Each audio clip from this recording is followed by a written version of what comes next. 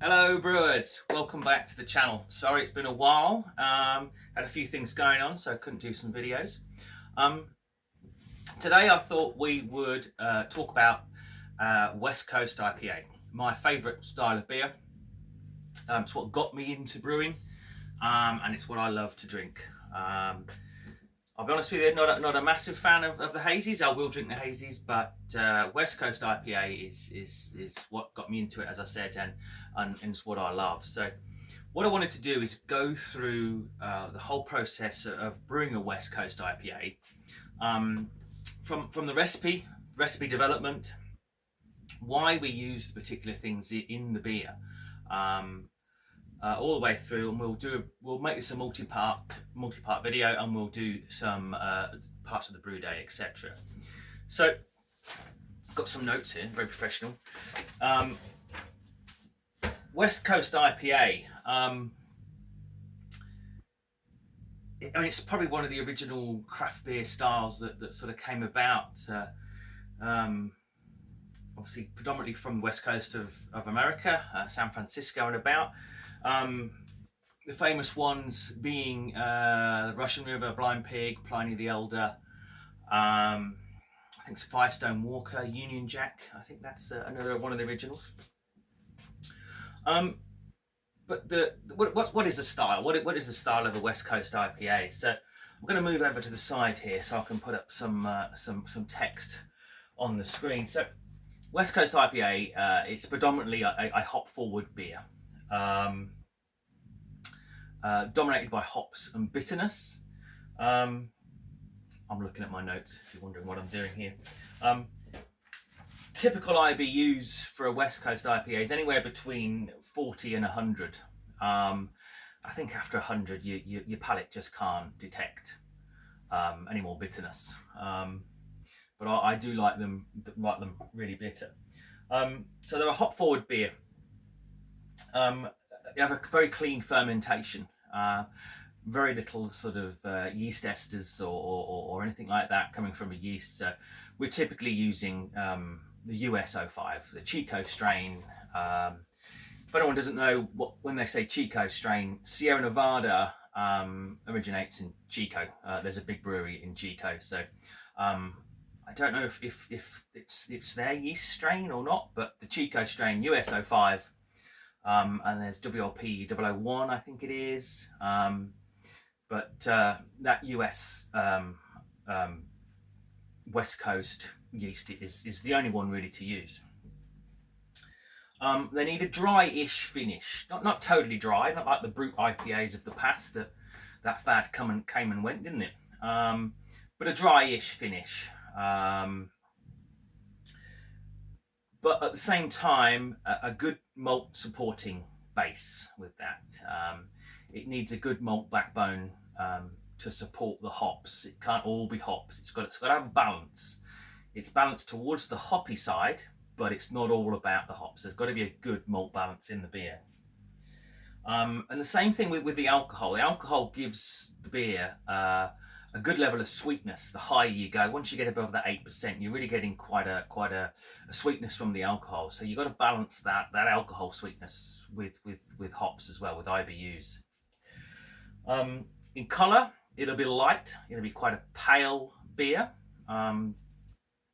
Not Pilsner pale, but there will be some darker malts in there, maybe some crystal. We'll talk about that later, whether you use crystal or not. It's a bit of a controversial issue. Maybe a bit of Vienna, a bit of Munich, something like that to sort of give it a bit of a malt backbone. Hops, typically American or New World hops, giving the citrus, pine, the resin, and tropical fruit and stone fruit flavours is where you want to head for. So you're talking Simcoe, Citra, but we'll talk about the hops when we get to that part of the recipe. Body needs to be medium light to medium. Doesn't want to be too thick, but it doesn't want to be too thin. So it needs to have a bit of body to carry that bitterness and that hoppiness through as such. So I'll put a few details as we go up here. But that's sort of a little bit about the style. I mean, you can do some research, get onto the BJCP website and look at the style of American IPA. I guess, I don't know if there is a particular West Coast IPA style, but it's along the lines of the American IPA, I guess. So as it's a malt forward beer, I'll start again there. Scratch that, reverse it. Willy Wonka quote for you movie fans out there. As it's a hop forward beer, IBUs are important. The bitterness is really important in what I think is a West Coast IPA. It's not a hazy IPA where it's like a juice drink, a fruit juice. It's got a very distinct bitterness.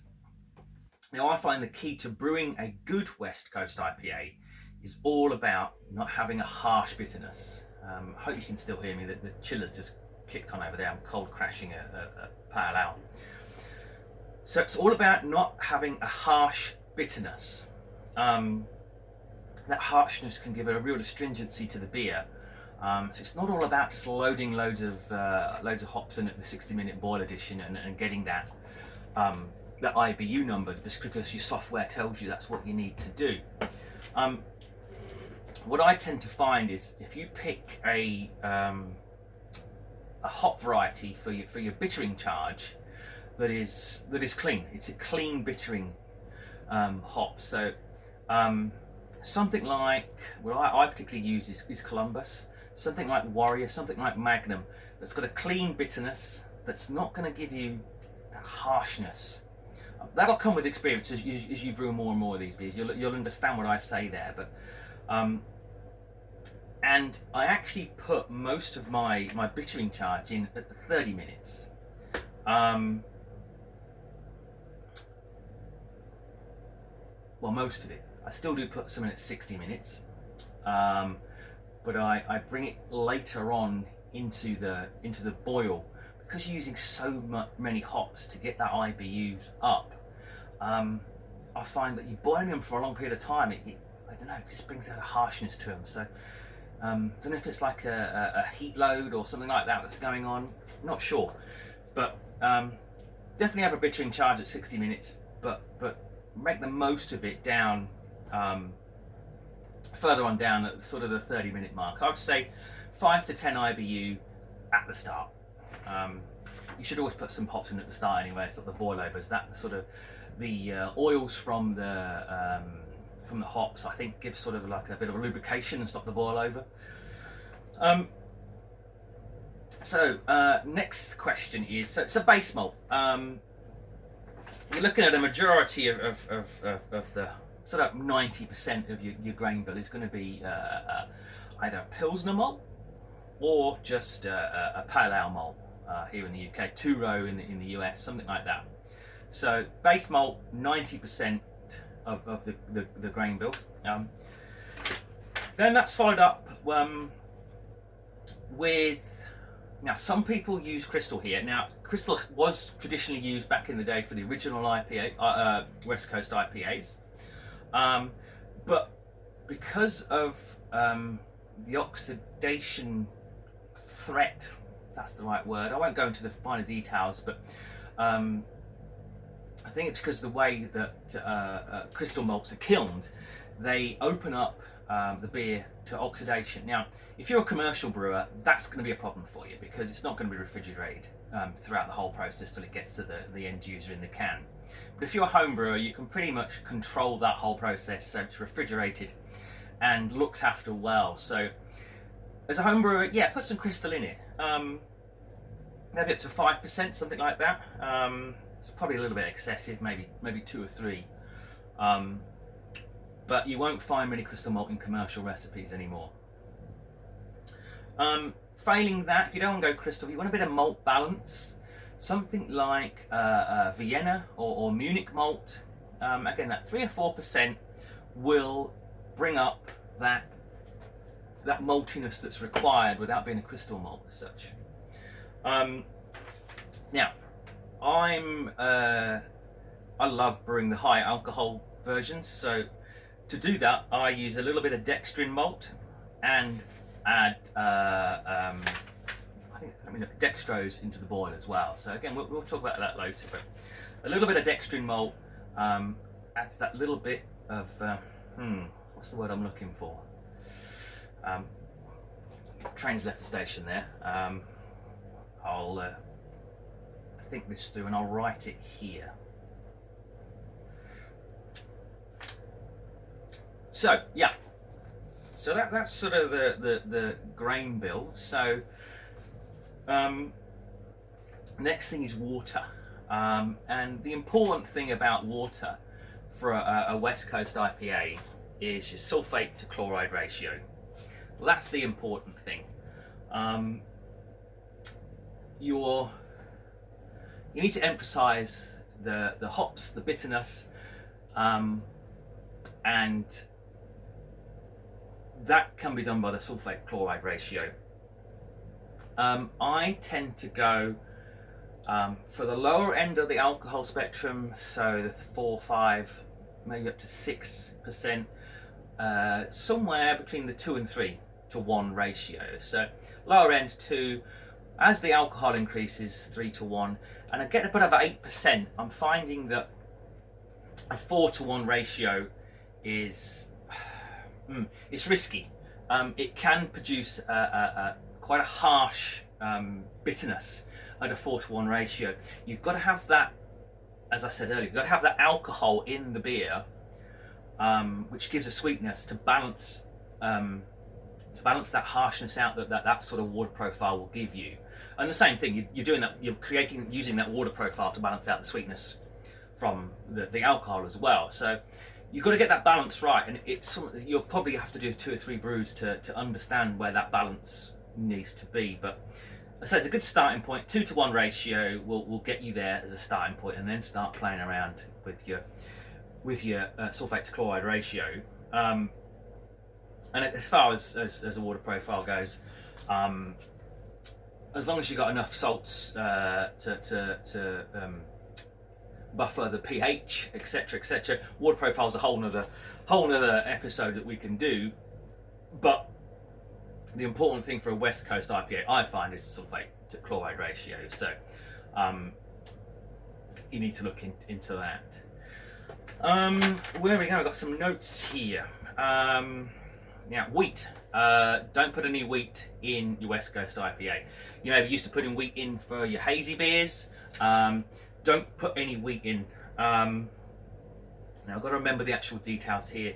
Wheat, I think it's monosaccharides. I think it provides monosaccharide sugars, which will push the final gravity a lot lower than what you're expecting. Do some Googling on this, but I think wheat, it's monosaccharide sugars that it brings out in the mash as such, and that will push the final gravity lower. And also it can bring haze. West Coast IPAs need to be crystal clear, like looking through a window. Yeah, I think that is pretty much covering most of the recipe side of things. I'll put a recipe up here or down in the description box down the bottom there. But there are thousands of recipes out there. Adapt and apply to your own situation, but they're an enjoyable beer to brew, they're an enjoyable beer to drink. So stay tuned. We'll go into detail of more of these parts, and we shall do an entire brew day from start to finish. This may be a 4 or 5 part video where we'll get to the tasting at the very end.